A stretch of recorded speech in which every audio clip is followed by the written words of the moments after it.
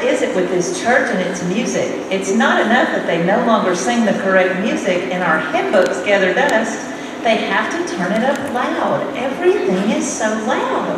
Honestly, do we have to blare the music so that it makes an old lady's bones shake? And do we have to make it worse with all the standing and sitting and standing and sitting?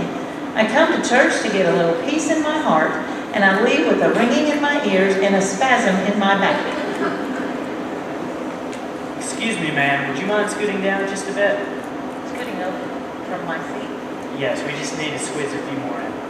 Of course, of course. Thank you. I spoke too soon. Not only is this place losing its sense of honor, but they make an old woman move out of the seat she has held forever. Well, at least the movement gives me a chance to circulate my blood. This place is so cold. Why is this church always so hot? Serious.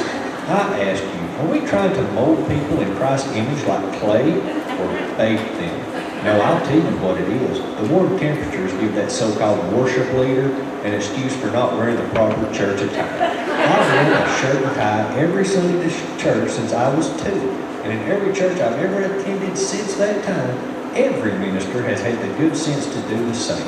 Then I come to Candies Hams, and I have to ask myself, am I attending church or a hoedown? In fact, if I'm not mistaken, yup, looks like Brent's wearing his Sunday jeans today. Next thing you know, he'll be wearing pants with the knees worn out because they're so holy. Excuse me, could you, Not again. I'm getting further away from my spot, and this seat's all cold.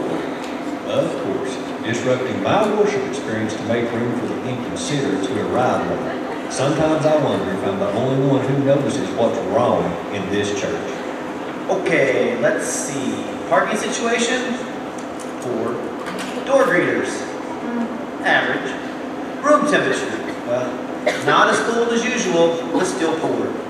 Nursery facility?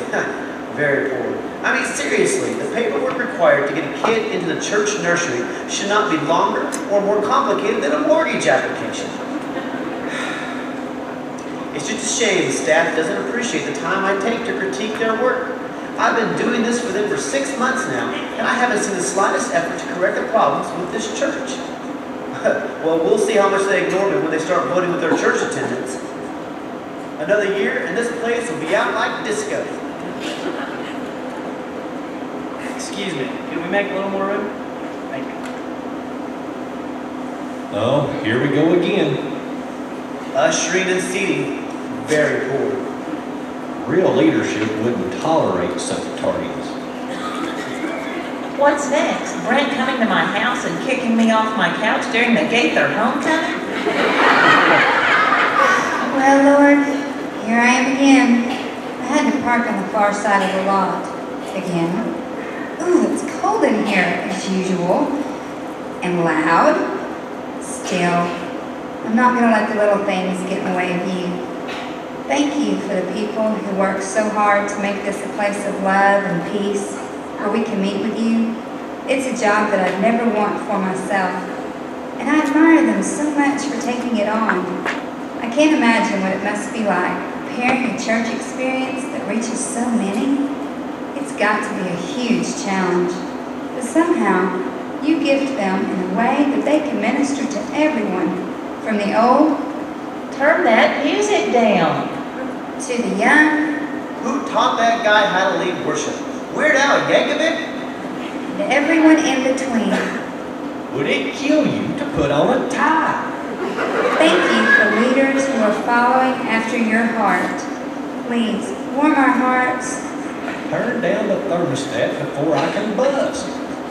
lift us up, Oh, don't make me stand up again. and keep your servants' eyes on what is most important. Hey, if you're going to use PowerPoint, try to keep up with the song.